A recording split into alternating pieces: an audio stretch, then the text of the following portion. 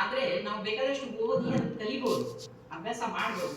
ಆದ್ರೆ ಗುರು ಮುಖೇನ ಹೋದ್ರೆ ನಮಗೆ ಯಶಸ್ಸು ಬೇಗ ಸಿಗತ್ತೆ. ಒಂದು ಇರುವೆಗೆ ಹರಿದ್ವಾರದಲ್ಲಿ ಇತ್ತಂತೆ, ಅದಕ್ಕೆ ಋಷಿಕೇಶಕ್ಕೆ ಹೋಗ್ಬೇಕು ಅನಿಸ್ತಂತೆ. ಹೆಂಗೆ ಹೋಗ್ಬೇಕು ನಾವು ಅಂತಂದ್ರೆ ತಿಂಗಳ ಬೇಕು, ವರ್ಷಗಳು ಬೇಕು. ಅದಕ್ಕೆ ಅದೇನು ಪ್ಲಾನ್ ಮಾಡ್ಬೇಕು ಯೋಚನೆ ಮಾಡ್ಕೊಂಡು ಅಲ್ಲೇ ಇದ್ದ ಗುರು ಒಬ್ಬ ಬ್ರಾಹ್ಮಣ ಬಲ್ಲಿ ಮೇಲೆ ಹೋಗಿ ಕೂತ್ಕೊಂಡ್ರು. ಅವರು ಮುಂದೊಂದು 3-4 ಗಂಟೆಯಲ್ಲಿ ಋಷಿಕೇಶ ತಲುಪಿಟ್ರು.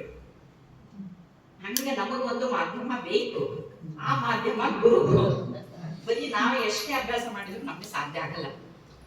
ಅವರ ಇದರಲ್ಲಿ ಹಾಗೆ ನಾವು ಹೋದ್ರೆ ನಮಗೆ ಸಾಧ್ಯ ಅಲ್ಲ. ಅಲ್ಲಿರೋ ಆ ಗುರು ಸ್ಥಾನ ಇದೆ, ವಯಸ್ಸಿನಿಂದ ಗುರು ಅಲ್ಲ, ಆದ್ರೆ ಅಂತಹ ಆಧ್ಯಾತ್ಮಿಕ ವಿಷಯ ಅದೆಲ್ಲ ಸತತ ನಾವು ಮನನ